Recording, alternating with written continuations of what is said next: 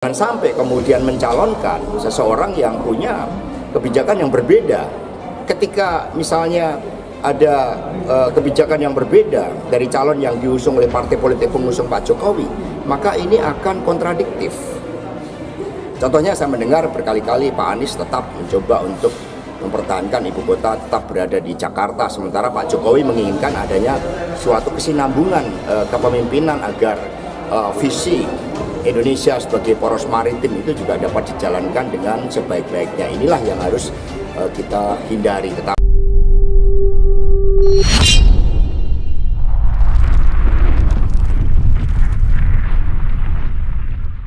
Hasto PDIP dihantui kekhawatiran jagoannya keok dari Anies. Kritik Sekretaris Jenderal Partai Demokrasi Indonesia Perjuangan Hasto Kristianto terhadap Anies Baswedan dinilai sebagai bentuk kekhawatiran terhadap kontestasi pemilihan presiden. Di luar tafsir dampak konflik secara politik, Hasto terlihat khawatir dengan kemunculan Anies karena dari semua tokoh yang menginginkan menjadi rival PDIP di 2024 adalah Anies. Jangan sampai kemudian mencalonkan seseorang yang punya kebijakan yang berbeda. Ketika misalnya ada kebijakan yang berbeda dari calon yang diusung oleh partai politik pengusung Pak Jokowi, maka ini akan kontradiktif. Contohnya saya mendengar berkali-kali Pak Anies tetap mencoba untuk mempertahankan ibu kota tetap berada di Jakarta, sementara Pak Jokowi menginginkan adanya suatu kesinambungan kepemimpinan agar visi Indonesia sebagai poros maritim itu juga dapat dijalankan dengan sebaik-baiknya. Inilah yang harus kita hindari.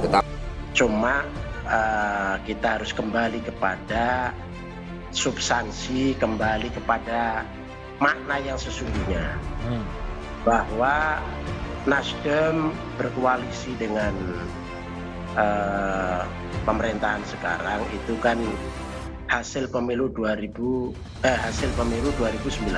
ya, sampai 2024. Jadi itu Nasdem saya kira selama mendukung Jokowi tidak pernah aneh-aneh, dan komitmen pembelaan juga sangat berarti, sangat bermakna, sangat proporsional, bahkan lebih dari itu. Dan itu dimulai Pilpres 2014 sampai hari ini kami tidak berubah. Nah, itu yang harus diketahui, harus menjadi komitmen bersama, dan itu juga harus dipahami oleh koalisi yang lain. Jangan membuat pesemon atau ledekan ya, yang sesungguhnya merusak psikologi ya, merusak hubungan ya. Ya, saya kira ini bagian dari babak lanjut tawuran opini antara PDIP dengan Nasdem ya. Kita sering mendengar balas pantun politik antar kedua elit partai ini kan sudah terjadi bukan hari ini saja. Misalnya beberapa hari ini, misalnya Sekjen PDIP Pak Hasto bilang biru lepas ya dari pemerintahan Jokowi. Saya kira secara definitif bukan bicara tentang koalisi yang sudah terbangun ya, tapi bicara tentang bagaimana Nasdem yang sudah mendeklarasikan Anies sebagai kandidat capres. Kan dulu ada dugaan-dugaan dan asumsi bahwa di 2024 yang seharusnya bertanding itu adalah all Jokowi's men. Di KIP, kemudian Gerindra dan PKB, kalaupun toh yang diusung adalah nama-nama yang saat ini santer di survei, tapi kan rata-rata mereka itu adalah orang yang dianggap berada di inner circle kekuasaan politik pemerintah.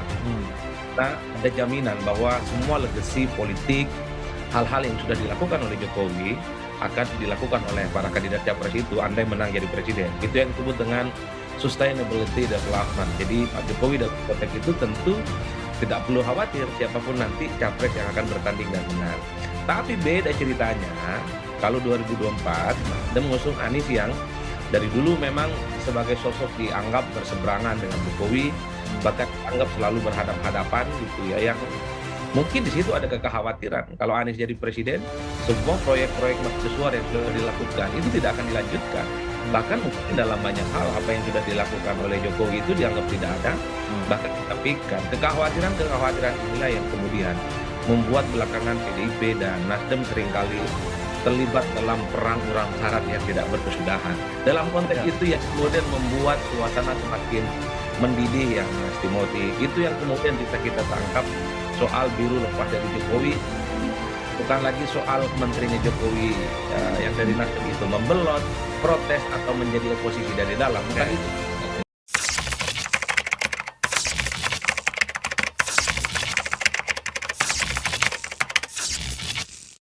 Dan sampai kemudian mencalonkan seseorang yang punya kebijakan yang berbeda. Ketika misalnya ada kebijakan yang berbeda dari calon yang diusung oleh partai politik pengusung Pak Jokowi, maka ini akan kontradiktif. Contohnya saya mendengar berkali-kali Pak Anies tetap mencoba untuk mempertahankan ibu kota tetap berada di Jakarta, sementara Pak Jokowi menginginkan adanya suatu kesinambungan kepemimpinan agar visi Indonesia sebagai poros maritim itu juga dapat dijalankan dengan sebaik-baiknya. Inilah yang harus kita hindari. Cuma kita harus kembali kepada substansi, kembali kepada makna yang sesungguhnya, bahwa Nasdem berkoalisi dengan pemerintahan sekarang itu kan hasil pemilu 2019 sampai 2024.